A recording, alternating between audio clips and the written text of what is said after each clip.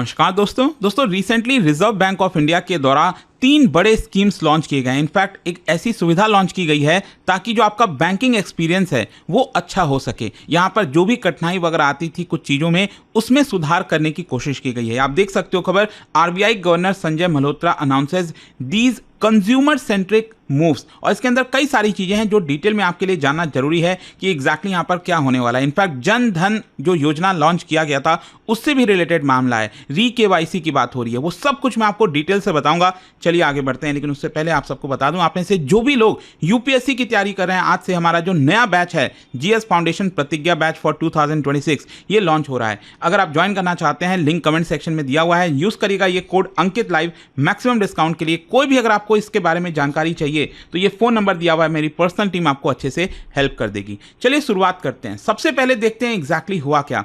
देखिए अभी आपको पता होगा जो बाई मंथली मॉनेटरी पॉलिसी आई थी उसके अंदर जो आरबीआई गवर्नर है वो कई सारी चीजें अनाउंस करते हैं कि रेपो रेट ये होगा। तो इस बार तो आप सब जानते ही होंगे कि रेपो रेट 5.5% पर ही रखा गया है। ऑल्दो उम्मीद थी कि ये शायद कम हो जाए, लेकिन डोनाल्ड ट्रंप ने जिस तरह से टैरिफ वगैरह लगाया है उसके तरफ देखना होगा कि क्या यहाँ पर इन्फ्लेशन होता है नहीं होता है। खैर वो एक अलग मामला है। उसी से रिलेटेड यहाँ पर आरबीआई गवर्नर ने 3 बड़े अनाउंसमेंट कर दिए, 3 मेजर्स के बारे में बताया जो कि इंडिविजुअल्स कस्टमर्स को काफ़ी ज़्यादा बेनिफिट देगा। जैसे कि फॉर एग्जांपल किसी का अकाउंट होल्डर है और उसकी मृत्यु हो जाती है किसी सर्कमस्टांसेस में, तो उसके फैमिली मेंबर्स को उसका अकाउंट लॉकर का एक्सेस मिल सके आसानी से।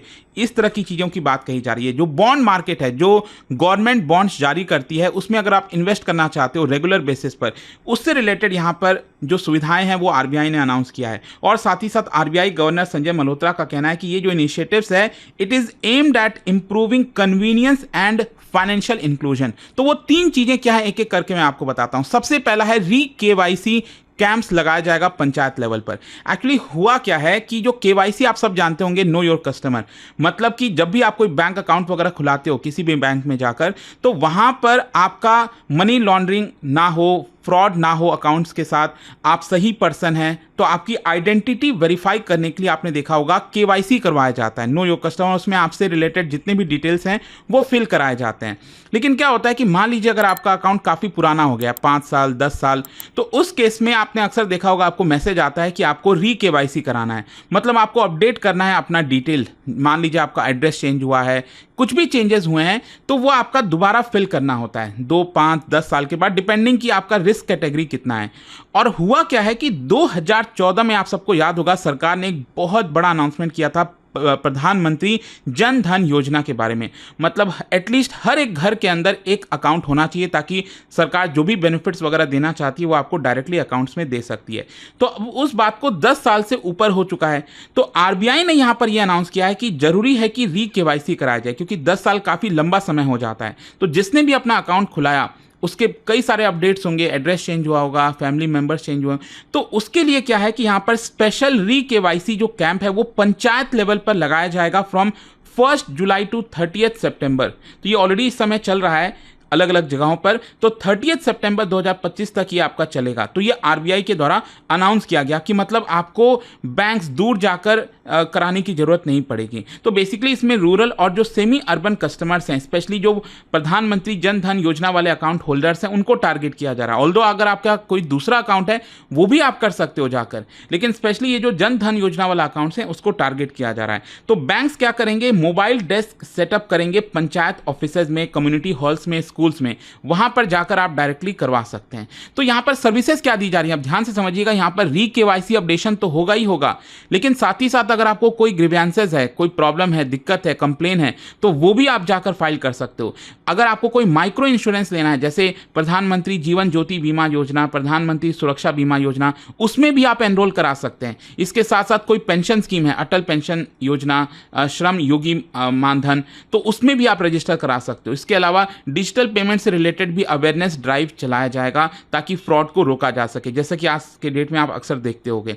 तो ये मायने क्यों रखता है, एक तो ये है कि आपका अकाउंट फ्रीज ना हो, तो केवाईसी जरूरी हो जाता है वापस से कराना, इसलिए जरूरी है। इसके अलावा ट्रैवल टाइम बचेगा, कॉस्ट बचेगा रूरल कस्टमर्स के लिए, दूर जाने की जरूरत नहीं है। फिर इसके साथ साथ री-केवाईसी को फाइनेंशियल इंक्लूजन प्रोग्राम से जोड़ा जा रहा है, ये इंश्योरेंस और ये बाकी चीजें सरकार लाना चाहती है। तो एक तो ये हो गया। दूसरा यहां पर जो स्कीम लॉन्च किया गया है, एक्चुअली क्या है कि यहां पर स्कीम क्या है, मतलब चीज़ों को सरल बनाया जा रहा है।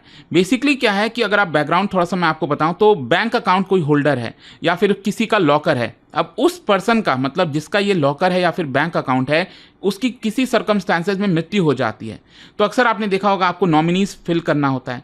मान लीजिए अपने स्पाउस या फिर माता पिता, अपने बेटा बेटी, किसी को भी नॉमिनी आप बना सकते हैं अकाउंट होल्डर के तौर पर। तो यहाँ पर जब किसी की मृत्यु होती है तो जो उनके नॉमिनीज हैं उनको अपने फैमिली मेंबर का जिसकी मृत्यु हुई है उसका अकाउंट एक्सेस करने में बहुत दिक्कत आती है। बोलने के लिए तो नॉमिनीज हैं लेकिन अभी प्रोसीजर अलग अलग हैं, हर एक बैंक का अलग अलग प्रोसीजर है, डॉक्यूमेंट्स हैवी है, इनकंसिस्टेंसी है, लेंदी है डॉक्यूमेंट्स, तो आपको बहुत ज़्यादा दिक्कत आता है। फैमिलीज़ कई बार उनको महीनों वेट करना पड़ता है अगर उनको अर्जेंट फंड्स की नीड है। मान लो कोई एक फैमिली में एक ही अर्निंग मेंबर है और उसी की मृत्यु हो जाए और उसके अकाउंट में पैसे पड़े हुए थे तो वो फैमिली कैसे एक्सेस करेगी उस पैसे को। तो आरबीआई ने यहाँ पर एक बहुत इंपॉर्टेंट चीज़ अनाउंस की है कि अब सभी बैंकों के अंदर, चाहे पब्लिक प्राइवेट कोऑपरेटिव, जितने भी बैंक्स हैं उनको एक सिंगल रूल रखना होगा, यूनिफॉर्म फ्रेमवर्क रखना होगा जो आरबीआई अनाउंस कर रही है कि ये चीज़ें आपको इतने दिन में फुलफिल करनी होगी। एक क्लियर टाइमलाइन होगा। मान लीजिए 30 दिन के अंदर बोल दिया गया कि यहाँ पर उसके जो फैमिली मेंबर हैं उनको पैसा मिल जाना चाहिए उस अकाउंट का, तो ये आपका एक पर्टिकुलर टाइम डाल दिया गया कि इससे लेट नहीं होना चाहिए। फिर इसके साथ साथ डॉक्यूमेंटेशन को भी सिंप्लीफाई किया गया है। मतलब अगर किसी अकाउंट में नॉमिनेशन लिखा हुआ है, मान लीजिए कोई स्पाउस है, किसी पति की मृत्यु हो जाती है तो उसकी जो पत्नी है उसका नॉमिनेशन है, तो यहां पर डॉक्यूमेंटेशन बिल्कुल सिंपल होना चाहिए, उसको उसका एक्सेस डिनाई नहीं करना चाहिए अनटिल एंड अनलेस मान लो कोई प्रॉपर्टी को लेकर डिस्प्यूट हो, वो मामला अलग है। फिर इसके अलावा लॉकर्स में जो कंटेंट हैं वो भी कवर किए गए हैं। It is not just about कोई डिपॉजिट, कोई सेविंग्स अकाउंट की जस्ट बात नहीं है, अगर लॉकर का भी है तो उसका भी नॉमिनेशन जो है एकदम सरल होना चाहिए। फिर इसके अलावा यहाँ पर ऑनलाइन ट्रैकिंग करना चाहिए कि अगर किसी को एक्सेस करना है अपने फैमिली मेंबर का अकाउंट तो वो क्या प्रोसेस में चल रहा है तो ऑनलाइन ट्रैक कर सके। तो इसमें फीचर्स क्या लाए जा रहे हैं, बेसिकली एक सिंगल क्लेम फॉर्म होगा।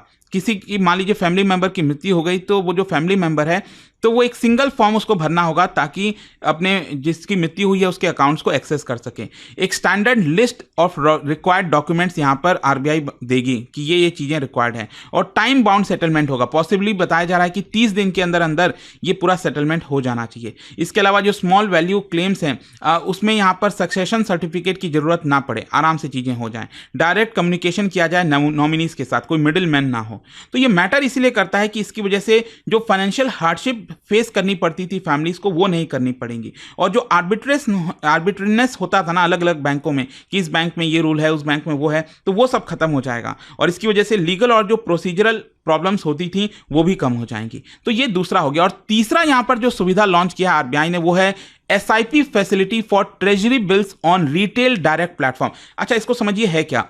आरबीआई ने 2021 में रिटेल डायरेक्ट प्लेटफॉर्म लॉन्च किया था। क्यों किया था? एक्चुअली पहले क्या था 2021 के पहले, जैसे मान लीजिए मैं हूं, आप हैं, रिटेल जो कस्टमर्स हैं, अगर हमें सरकारी बॉन्ड्स में कोई पैसा निवेश करना है, सरकार बॉन्ड जारी करती है ना, आप सब जानते हैं, ट्रेजरी बिल्स वगैरह हो गया, तो यहां पर अगर हमें उसके अंदर पैसा लगाना है तो हम डायरेक्टली नहीं लगा सकते थे, हमें म्यूचुअल फंड्स के थ्रू, मिडिल मैन के थ्रू यहां पर निवेश करना पड़ता था। तो अभी तक रिटेल इन्वेस्टर्स में अभी तक क्या होता था, तो इसकी की वजह से क्या हुआ, आरबीआई ने 2021 में रिटेल डायरेक्ट प्लेटफॉर्म लॉन्च किया जिसके तहत आप डायरेक्टली यहां पर जो गवर्नमेंट सिक्योरिटीज हैं, बॉन्ड्स हैं, उसके अंदर निवेश कर सकते थे। लेकिन अब इसमें भी प्रॉब्लम क्या थी कि जब भी यहां पर ऑक्शनिंग होती थी, जैसे मान लो कोई बिल आया, ट्रेजरी बिल आया। अब ट्रेजरी बिल क्या होता है, ये शॉर्ट टर्म गवर्नमेंट सिक्योरिटीज होती हैं, 91 डेज के लिए, 182 डेज के लिए, 364 डेज के लिए, ये शॉर्ट टर्म होता है, एक साल के अंदर अंदर वाला।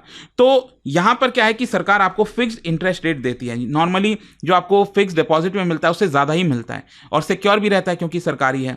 तो क्या है कि जब भी सरकार ये बॉन्ड जारी करती थी, आरबीआई के द्वारा सेल किया जाता था, तो आपको हर बार जाकर यहां पर बिडिंग करनी पड़ती थी, ऑक्शनिंग के तहत उसको लेना पड़ता था, जिसकी वजह से बार बार प्रॉब्लम आती थी।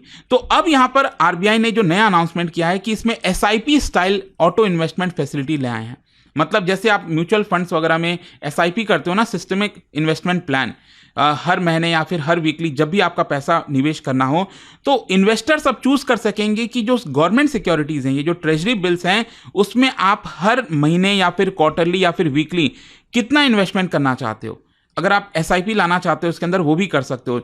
6 महीने का ड्यूरेशन, 1 साल का ड्यूरेशन वो आप सेट कर सकते हैं कि हर महीने या फिर मंथली आप इतने समय तक निवेश करना चाहते हो, और जो पैसा है वो डायरेक्टली आपके बैंक अकाउंट से कट जाएगा, जैसे कि नॉर्मली होता है म्यूचुअल फंड्स के मामले में। तो इससे कई बेनिफिट्स होंगे, जैसे कि फाइनेंशियल डिसिप्लिन वो आपका अच्छा होगा।